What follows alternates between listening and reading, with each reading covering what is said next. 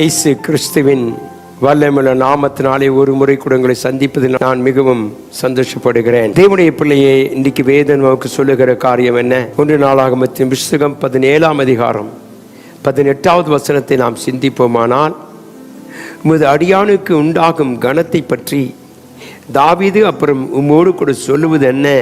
தேவரீர் உமது அடியானை அறிவீர். தாவீது சொல்லுகிறான், தேவரீர் உமது அடியானாகிய என்னை நீர் அறிவீர் என்று சொல்லுகிறான். தேவனை நாம் அறிந்திருக்கிறோம், அவரை நம்மை அறிந்திருக்கிறார். தேவனுடைய பிள்ளையை நாம் அவரை அறிந்திருக்கும் பொழுது நமக்கு கொடுக்கிற காரியங்கள் என்ன? எந்த நிலைமையிலே கர்த்தர் நம்மை அறிந்திருக்கிறார் என்பதை இன்றைக்கு நாம் சிந்திக்க போகிறோம்.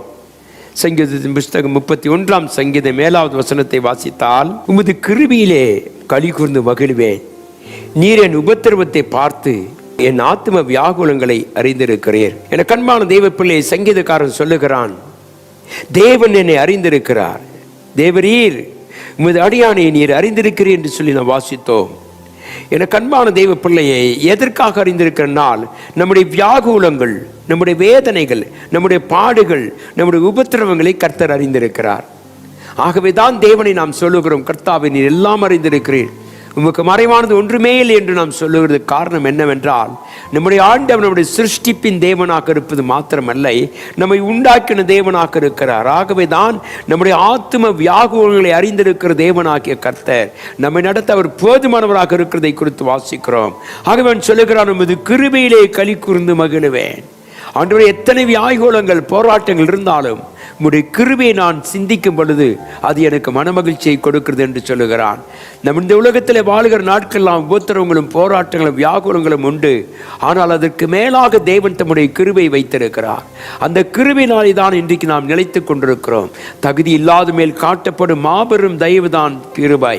இந்த கிருபையினாலே நீ நிலைத்திருக்கிறபடினாலே உன்னை அறிந்திருக்கிற ஆண்டவர் சொல்லுகிறார், உன் வியாகுலங்களை அறிந்திருக்கிறேன், உன் வேதனைகளை அறிந்திருக்கிறேன், உன் பாடுகளை அறிந்திருக்கிறேன், உன் துக்கத்தை அறிந்திருக்கிறேன். ஆகவே நான் உன்னை அறிந்திருக்கிறபடினாலே நீ பயப்படாதே என்று சொல்லி அதற்கு மாறாக தேவன் தம்முடைய கிருபையை நமக்கு கொடுத்திருக்கிறார். இந்த கிருபையினாலே தான் நானும் நீங்கள் இந்த உலகத்திலே வாழ்ந்து கொண்டிருக்கிறோம். என கண்பான தேவ ஜனமே, இந்த அதிகாலை வேளையிலே இந்த கிருபை நீ பெற்றிருக்கிறாயா? வியாகுலங்களை பார்த்தும் துக்கங்களை கண்டு நாம் சோர்ந்து போகக்கூடாது. ஏனென்றால் தேவன் நமக்கு வைத்திருக்கிற மாபெரும் கிருபை மேலானது.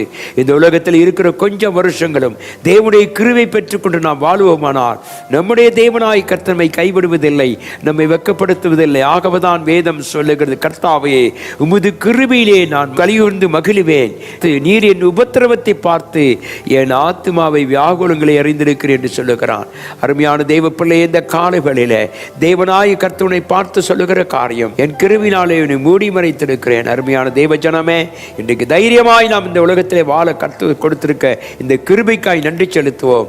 சத்துரு எவ்வளவுதான் போராடினாலும் அவன் ஜெயம் எடுக்க முடியாது. ஏனென்றால் கர்த்தராகி ஆண்டவர் அவனை சிலுவையிலே தோற்கடித்து அவர் வெற்றியை கண்டவர். அவரால் ஆகாது ஒன்றுமில்லை. இந்த நம்பிக்கையோடு இந்த நாளை தொடங்கு, இந்த கிருபை பெற்றுக்கொள். தேவன் உங்களை ஆசீர்வதிப்பாராக. ஆமென். கண்களை மூடி ஜெபிப்போம். எங்கள் மீட்பரும் எங்கள் இரட்சகருமாகிய இயேசுவே, கர்த்தாவே, நீர் எங்கள் கிருபை எங்களுக்கு கொடுத்ததுக்காய் ஸ்தோத்திரம். இந்த உலகத்தில் அலைந்து திரிகிற எங்களுக்கு கர்த்தாவே உமது கிருபை நீர் கொடுத்ததுக்காய் உமக்கு நன்றி. ஆசீர்வதியும். அன்றைய எங்களுடைய வியாகுலங்களை அறிந்திருக்கிறேன், எங்கள் பாடுகளையும் உபத்திரவங்களையும் அறிந்திருக்கிறதுக்காய் உமக்கு நன்றி. காரியத்தை வாய்க்க செய்ய தொடர்ந்து உமது கரம் இருக்கட்டும். இயேசு கிறிஸ்துவின் வளம் நாமத்தில் ஜெபிக்கிறேன் எங்கள் அன்பின் நல்ல பிதாவே. ஆமென். கர்த்தராகிய இயேசு கிறிஸ்து நம்மோடு கூட இருப்பாராக. ஆமென்.